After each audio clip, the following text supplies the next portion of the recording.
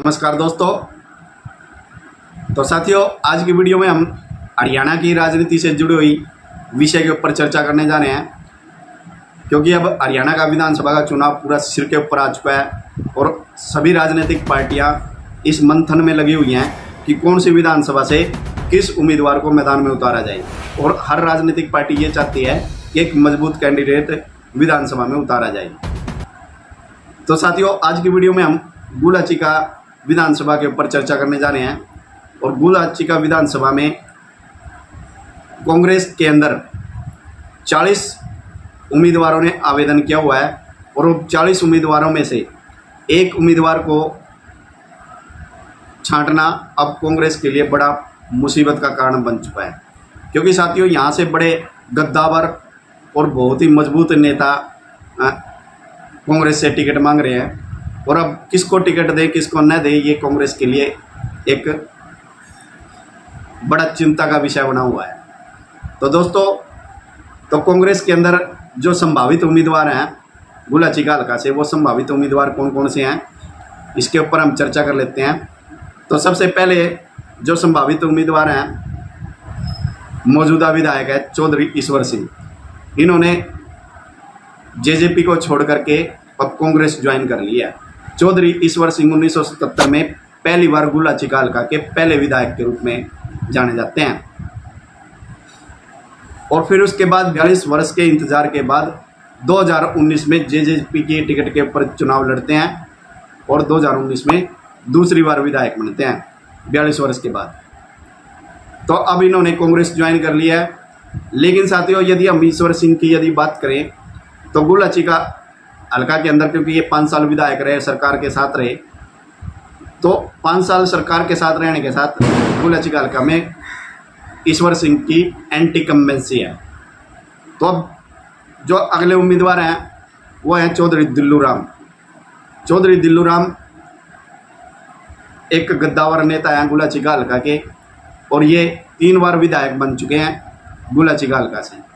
पहली बार 1982 में, फिर 1996 में, फिर 2005 में कांग्रेस से विधायक बनते हैं। और फिर 2014 में फिर कांग्रेस इनको टिकट देती है और 2014 में ये भारतीय जनता पार्टी के कैंडिडेट से चुनाव हार जाते हैं। और फिर 2019 के विधानसभा चुनाव में भी कांग्रेस इनको टिकट देती है दिल्लू राम को। तो फिर ये 2019 में भी चौधरी ईश्वर सिंह से, जो जेजेपी के उम्मीदवार थे, इनसे 4000 वोटों से हार जाते हैं।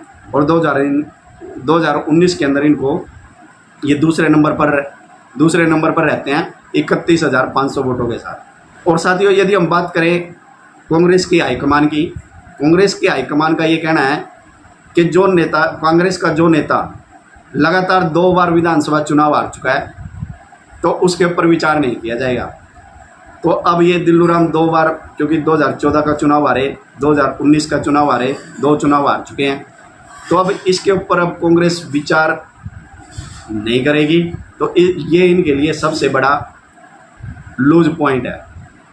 और दूसरा, यदि हम बात करें अब फूल सिंह खेड़ी की, कांग्रेस से 2024 के अंदर विधानसभा की टिकट मांग कर रहे हैं और 2009 में ये इनेलो से विधायक बने थे गुलाचिका विधानसभा से।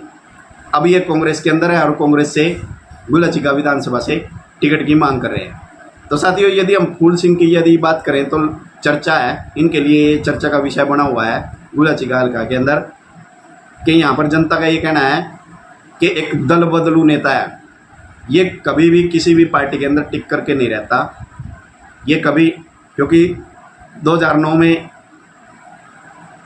INLD से विधायक थे, फिर ये 2014 के अंदर कांग्रेस में चले जाते हैं और कांग्रेस में टिकट न मिलने से फिर ये भारतीय जनता पार्टी में चले जाते हैं। और भारतीय जनता पार्टी में 2-3 वर्ष काम करने के बाद ये फिर दोबारा से कांग्रेस के अंदर आ जाते हैं और फिर कांग्रेस से फिर टिकट की मांग 2024 के अंदर यदि इनको टिकट नहीं प्राप्त हुई तो ये दोबारा से फिर बीजेपी में जा सकते हैं। तो अब कांग्रेस इनके ऊपर विश्वास नहीं करती, तो इसलिए इनका भी चांस मुश्किल है।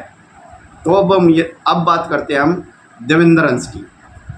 देवेंद्र हंस कांग्रेस के अंदर एक मजबूत उम्मीदवार के रूप में है और ये 4 साल से लगातार कांग्रेस के लिए काम कर रहे हैं और डोर टू डोर कैंपेन चला हुआ है और ये जनता के साथ भी, जो गुलाचिगा विधानसभा की जो जनता है इनके साथ पूरे भावनात्मक रूप से जुड़े हुए हैं और पूरी मेहनत के साथ ये अपना काम कर रहे हैं, पूरी ईमानदारी के साथ। और देवेंद्र हंस के यदि हम बैकग्राउंड की यदि बात करें तो देवेंद्र हंस एक साधारण परिवार से आते हैं और गैर राजनीतिक परिवार से आते हैं। इनका कोई भी राजनीतिक बैकग्राउंड नहीं है और ये बड़े ही साधारण और ईमानदार छवि के व्यक्ति हैं और जनता के साथ इनका पूरा लगाव है, पूरा जुड़ाव है। 2019 के विधानसभा चुनाव में भारतीय जनता पार्टी से टिकट की मांग कर रहे थे, लेकिन भारतीय जनता पार्टी ने इनको इग्नोर किया और रवि ताड़ावाले को टिकट दे दिया। तो तब फिर ये आज़ाद उम्मीदवार के रूप में मैदान के अंदर आती है। साथियों, देवेंद्र हंस की एक बहुत ही मजबूत टीम है जो इनके साथ काम करती है पूरी मेहनत और पूरी लगन के साथ। और जब ये आज़ाद उम्मीदवार के रूप में जब मैदान के अंदर उतरे और जब ये सड़कों के ऊपर जब इनका काफिला चला और इनका काफिला देख करके सभी राजनीतिक पार्टियों में ये हलचल पैदा हो गई कि एक साधारण परिवार से आने वाला व्यक्ति आज़ाद उम्मीदवार के रूप में उतरता और इसका इतना बड़ा काफिला, क्योंकि इनके काफिले के अंदर जनता अपने आप अपने साधनों के ऊपर आई, अपनी कार, अपनी गाड़ियाँ लेकर के, अपनी ट्रैक्टर लेकर के, अपने रिक्शा तक में भी लोग इनके साथ थे, अपनी मोटरसाइकिलों पर। तो किस प्रकार से इनका काफिला इतना ज़बरदस्त जब निकला विधानसभा के अंदर तो सभी राजनीतिक पार्टियों में हलचल पैदा हुई। और 2019 के यदि विधानसभा चुनाव परिणाम यदि देखें तो वो परिणाम भी बड़े चौंकाने वाले थे। देवेंद्र हंस 29,473 वोट हासिल किए। हालांकि चुनाव हार गए, लेकिन चुनाव हारने के बाद भी मजबूत उम्मीदवार के रूप में उभरे गुलाचिगा विधानसभा से।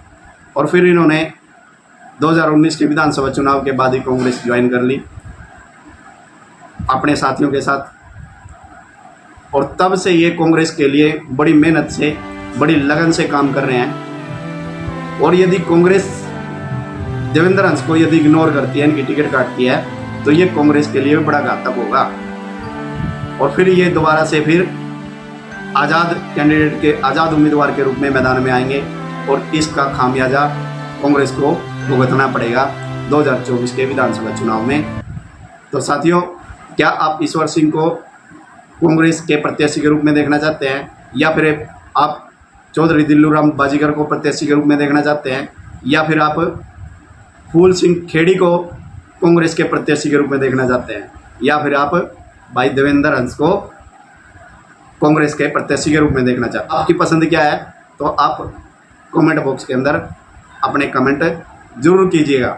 तो साथियों, आज की वीडियो में सिर्फ इतना ही। मिलते हैं फिर नई वीडियो में नए विषय के साथ। तब तक सभी साथियों को जय श्री राम, वंदे मातरम।